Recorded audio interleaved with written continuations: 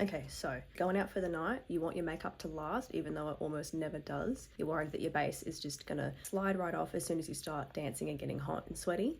This is what you're gonna do. Now at the end of this video, I'm gonna show you what my makeup looks like after I've gone to a concert where I'm gonna be there for hours in a hot room with lots of people and dancing around, and I'm gonna show you how my makeup lasts. So stay tuned at the end of the video for that. All right, let's go. So to start off with, we've got to do some skin prep. Basically, it doesn't matter if you have oily or dry skin, you've got to make sure you're hydrating your skin, otherwise it's just not going to sit very nicely on the skin. I've already cleansed my face, made sure that there's no dirt or oil left on the skin, and also to make sure that the skin is nice and smooth. So I went through and I kind of scrubbed it with a cloth while I was doing that. So now I've just gone in with like a snail mucin, however you say that. It's like a serum, and this is just going to hydrate the skin, but it's not going to leave it tacky. I have oily skin, so I need to make sure that while I'm hydrating, I'm not going to get super dewy, if that makes sense. Now I'm going to go in with the Embryolase moisturizer, whatever this one is. This one's great as well because it's very hydrating. It sits well under makeup, but it's not super sticky on the skin. So I'm just going to do that. And what we're going to do is we're going to do the eyes first while we let this all sink in. Because if you just put the makeup on straight away, it's going to slip and slide around, whereas with this, it's going to sink into the skin and actually hydrate your skin beforehand. Okay. And now as like a glowy primer, I know I said didn't want to be too dewy. This doesn't actually go too sticky on the skin, and it's just going to give us a bit of glow. I still like to look glowy, I just don't want to feel super sticky, if that makes sense. And then I'm just going to buff that in with a nice big brush. I'm going to a concert tonight, and it's a Still Woozy, very cool band, and so it's going to be really hot and sweaty in there, and I want this to last all night. What I'll do is this video I'm actually going to show what the makeup looks like after the concert as well, to show you that this lasts nice and glowy but not too tacky on the skin. Now for eyes, I'm just going to prep the lids with a bit of concealer. So this is going to help the eyeshadow stay and also going to make the colour pay off a lot better because you're working with like a blank canvas. I've just used the Charlotte Tilbury Beautiful Skin. I'm just going to blend that all over the lid. The aesthetic for this tour is like this hippie flower kind of aesthetic, so I'm thinking of incorporating that into the eye look today. Something a bit fun, you know, any excuse to do something fun. Before I forget, one last thing I like to do as a before kind of primer on the skin is going in with a setting spray. I like to sandwich my setting spray in my makeup, especially when I want my makeup to last. So this is the Charlotte Tilbury Airbrush Flawless Setting Spray. This is amazing, this stuff. I'm just going to do this just to basically go as another primer on the skin, especially through the T-zone, because that is what I need. And that'll just set all of that prep in place and also give the foundation something to kind of grip to. And something for the oil on your skin to work through before it works through your foundation. I'm just going to set the eyelids with some powder just to make sure that that's going to stay in place. Another thing that's going to help your eyeshadow to last. And I'm just going to go and do the eyes quickly, and then I'll come back to show you how I do the rest of my base. Let's do the eyes.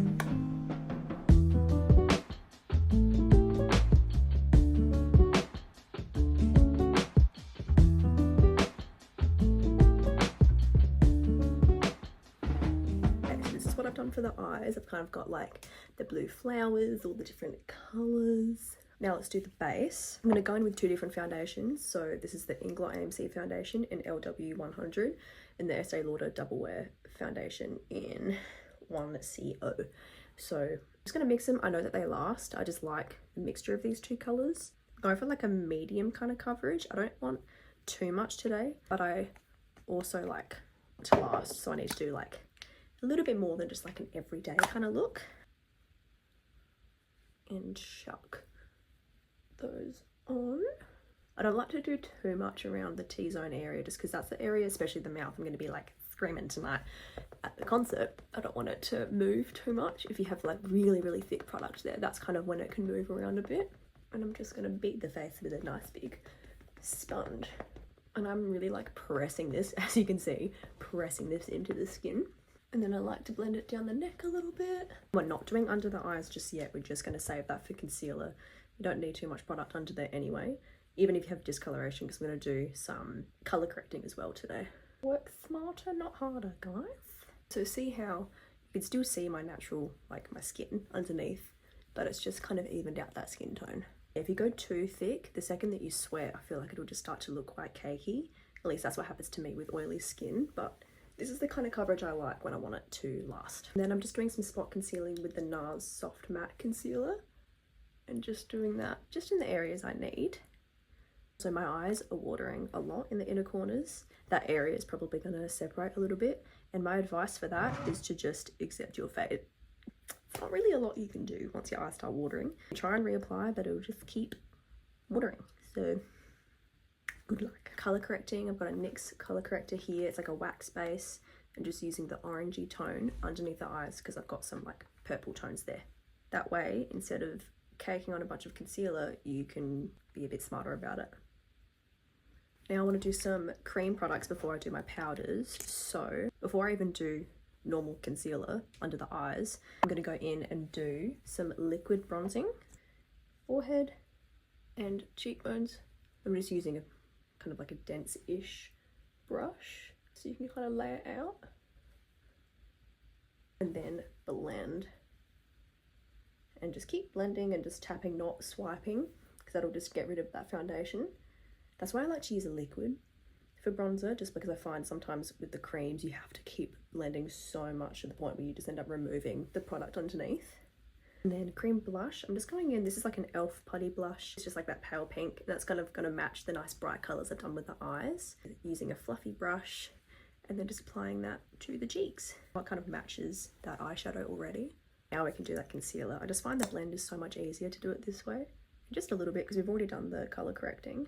I'm just going to go back, and this is the same brush that I used for the lids. I don't like to drag it too close to the top, like underneath the eye, just because it can kind of crease there. So I like to leave that alone. We're going to put eyeshadow there anyway. I'm ready to go in with some powder, so I'm going to use just a pressed powder, a nice pale one to match my skin tone. And just doing that all over, except for the under eye area. We're going to let that concealer set, let it kind of dry down, and then do just like a nice smoothing under eye powder, which will sit a little bit nicer than a pressed powder, because pressed powder is quite thick. And I'm an oily gal, so I like to really kind of go ham when it comes to powder. The Inglot Smoothing Under Eye Powder in 71, and I'm just going to tap that into the lid.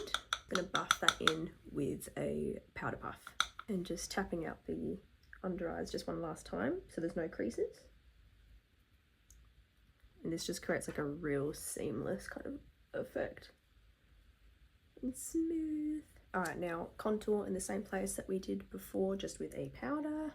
And for my skin tone, I'm doing like a really nice kind of cool toned. It probably won't look cool toned on camera. Like everything on me ends up looking warm, but this is like almost a grey, not gonna lie. I really don't need too much warmth. Some people like to look warmer than they are, like skin tone wise. I like to stay pale. That's what I am. This helps as well if you are taking photos. Let's say you're going out and you want to take photos. If you just do cream or you just do powder, one, it's not going to last as well because you're not layering, but also it's not going to show up as well. But if you kind of give yourself more of a chance for it to show up, then you'll be able to see all that effort you went to do your makeup, you know? Then just like a nice pink powder blush. We're going bright colours today. Just going in, this is the Inglot Medium Sparkler. This is, I forgot what number, but it's the pale pink, and it's just going to go over that blush and create a highlight. You ready? Look at that. Stunning. Oh, so beautiful. I can't get enough of this product, honestly. A bit on the nose, because why not? Look at that. Oh, beautiful. Yay. I'm just going to quickly fill in my brows. I'm just going to fill them in wherever they're kind of sparse, and then just go in with a brow gel just to kind of set them a little bit and give them a little bit more colour. And with this is a brow mascara that I just used. I like to use this and do some fake freckles as well because it just blends out so nicely. Like, look at that. So pretty. And you can easily make mistakes with this because it just blends out. Like, look at that. I can't not do fake freckles, you know? Cute. Alright, to finish under the eyes, I'm just going to go in with, this is the Mecca Max really bright blue, and this is going to go underneath the eye just to really complement like the blue we've done in the waterline, which also, by the way, is waterproof, which is what you need. If you do things in your waterline and it's not waterproof, it's not gonna last. And just buff that underneath. To finish off, we're just going to do the lips. So if you want something to last, you're going to need it to be with a lip liner, and a lip liner that you know is going to last. So something like this is just like a nice kind of matte lip liner. It draws on quite nicely, but yeah, I find it just stays really well. So making sure you have, like, if you put on like a lip mask or lip balm beforehand, just making sure that you don't have any of that left. And this is like a nice, just like brown. I love a deeper brown lip liner with like a paler nude in the middle. It's going to be so pretty. I'm not going all the way to the middle, but I am making sure it is somewhat blended. And then I'm going to go in with, this is Inglot's lip satin, so it's almost matte. So you need something that is not going to transfer whenever you drink or, you know, just move your mouth or anything like that. So I'm just going in, I'm just going to do my finger for this. Just pat on that colour. And even if you end up doing a gloss over the top, this is going to last underneath because it's going to dry down on your lips. And you want something like, this is the kind of lipstick that doesn't actually make your lips feel really dry, which is what you want. I'm just going to take off any kind of extra layer that might still be on there. So yeah, it's not too bad. You can probably see a little bit. That's going to be transfer proof. Like, okay, it was a tiny bit. And even so, I am pretty happy with that. I'm definitely going to still do a gloss just because I think this look calls for it. You can tell I like Inglot. This is the Inglot Me Like lip gloss in Cosmopolitan. Like a light pink with a bit of sparkle to it. Just because the eyes are matte, I feel like we need a bit of gloss, you know? Just a little bit. That is so pretty. Yay. And now I'm going to remove the makeup on my mole because I like to keep it.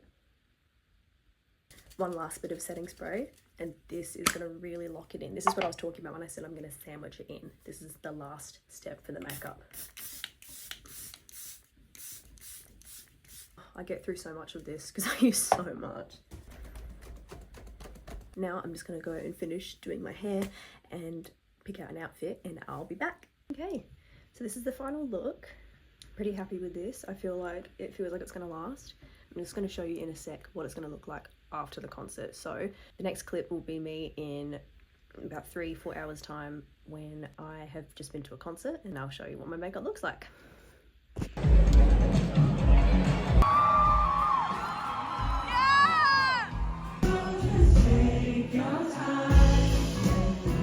Show just ended. That was amazing. I don't know if you can see my makeup from here, but this is what it's looking like. That was so fun.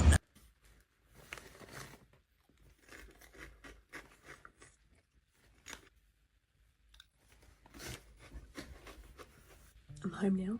It's 11. Obviously the gloss is gone, but I think the rest of it's okay. Look, bit of texture around the mouth and the chin, and got a bit of glowiness because of my oil. But that's definitely stayed, and I'm definitely happy with that. And I did not fix up at all, obviously, because the lips on. But I'm pretty happy with that. I am a professional makeup artist for a reason. I know what I'm doing.